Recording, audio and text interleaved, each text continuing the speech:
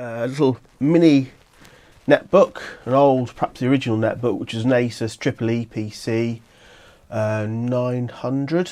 So this came with XP, a nice, I think it's a 9-inch screen, decent battery. I've bought it originally in the UK from Toys R Us, which is a toy shop. So in about 2007, I think. It might have been 2008. And I was very, very happy with it. It's got Wi-Fi, so that's that kind of era where Wi-Fi was the thing with XP.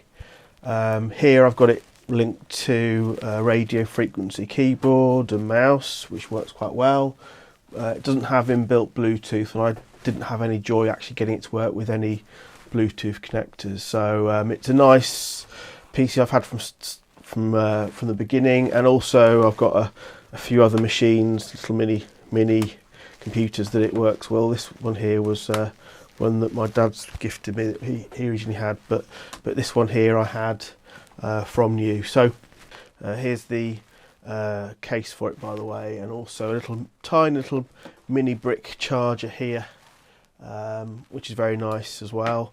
I did get a new battery for it at one point, a large capacity battery, but it's been pretty reliable. The only thing that has started to go is the left click on the trackpad here. Sorry, just behind the keyboard, the trackpad here, the click started to go. I could, I think, repair it or get a replacement, but I don't really want to risk taking it apart and breaking into the plastic. I might well do it in time. There's a little webcam up the top here, and it makes for a very nice little compact computer. So yeah, I've taken a few years, but eventually I've done a few upgrades I found on the internet, which just to put in a larger capacity SSD drive or SATA drive. It looks like NVMe drive, but it's actually SATA. So originally it came with a 4GB, kind of a proprietary type of hard drive in it, 4GB, and then it came with another internal drive of about 8GB as well. An XP was installed on the 4GB drive, with very minimal installation of that, and then you would use the other drive for your program files. It would automatically put them on the other drive as well. But it's pretty slow, so the idea is you upgrade it with maybe a 128GB proper SATA drive, and it works a lot faster. But originally it was something like 2 megabytes per second, very slow. But I think with the SATA, I mean, it's not going to be, it'll be a lot faster than that, the new drive. Let's have a quick look. Yeah, so it's 117 megabytes per second, so compared to about, I think it was maybe 5 originally, so that's a lot quicker. Obviously nothing compared to the NVMe drives now in the thousands. But the main point of the video, I just wanted to show a few of the games that I've installed on here and show you what the kind of performance is like. So here's starting off with Doom. So the original Doom, actually, I found a bit stuttery on this, particularly around the sound, but playing ZDoom instead with the OpenGL rendering.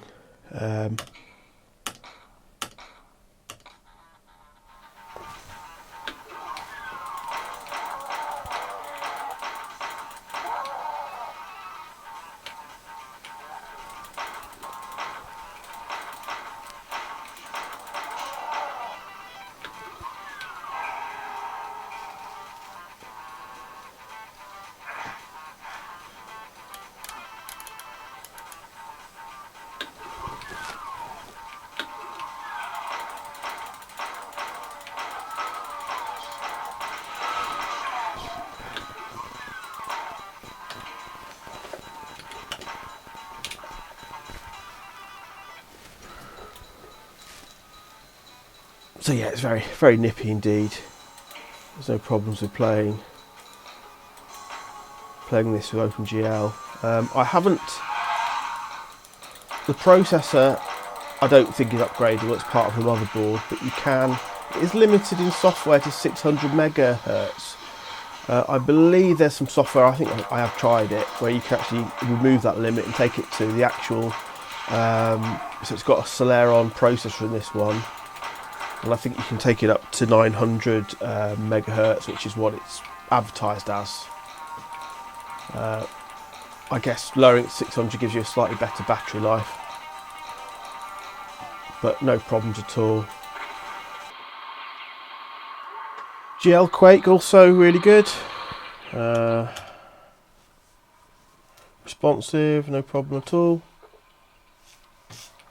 What have I got this set as? I think it's 640 by 480, I think. Yeah, or 640 by 400 in this case. I think the display is slightly non-standard. It's 1024 by 700 pixels. So it's slightly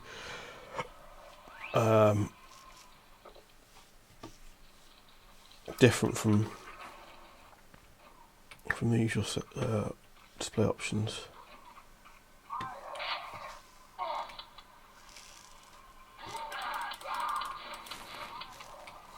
But no problems at all.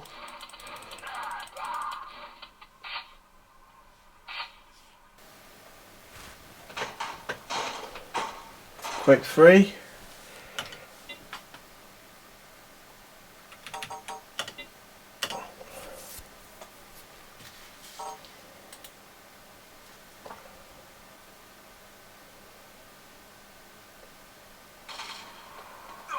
I think it's pushing about 130 frames per second. Let me just check that.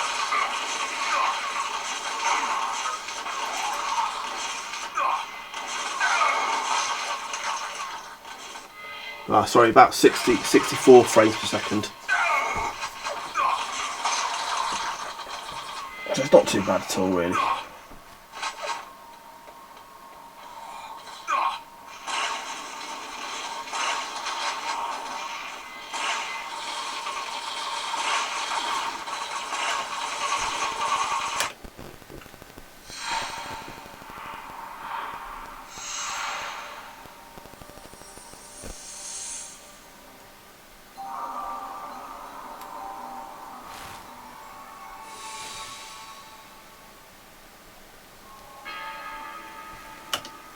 I don't play a lot of Half-Life, but it's good as a course.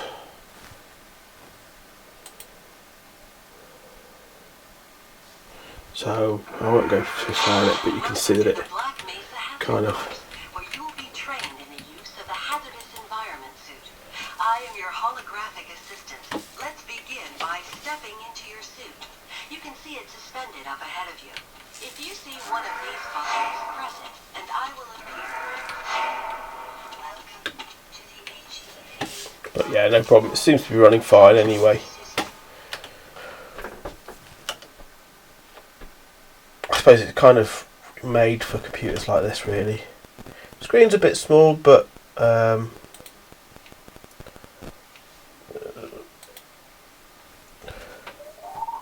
quite nice, fast loading. No problem at all.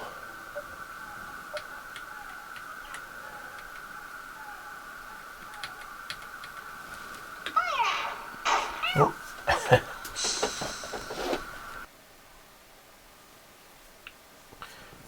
I've set up my computer with Alcohol 120, the Retro Edition, and I get it set up so that I can have an options file or a choice to preload any image in Alcohol prior to running the game. And that seems to work on here just as well as any other.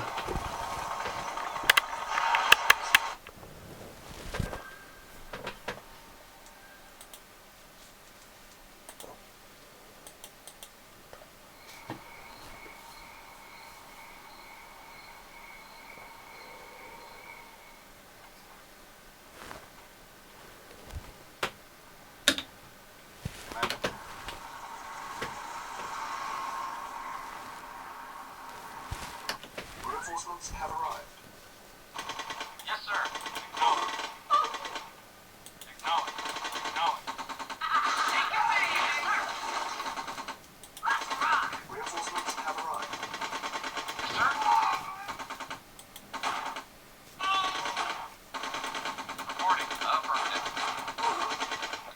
Acknowledged. Very well.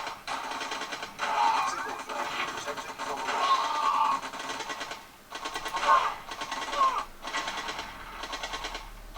Yes, sir. Screen's just a little bit too small for, wide reinforcements. but I think for playing a few death skirmishes, I think it'd be absolutely fine.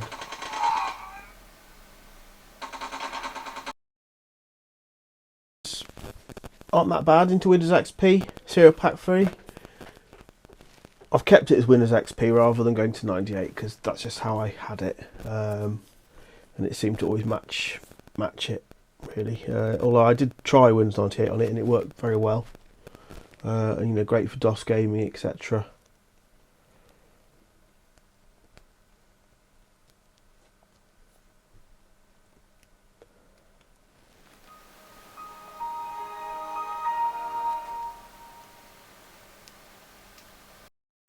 So the bottom of the laptop comes off quite easily with a couple of screws.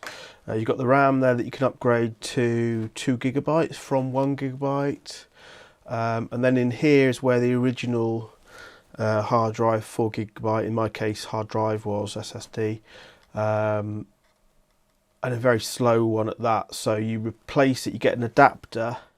You need to get the adapter that's got 2 holes showing on it. They advertise it on Amazon for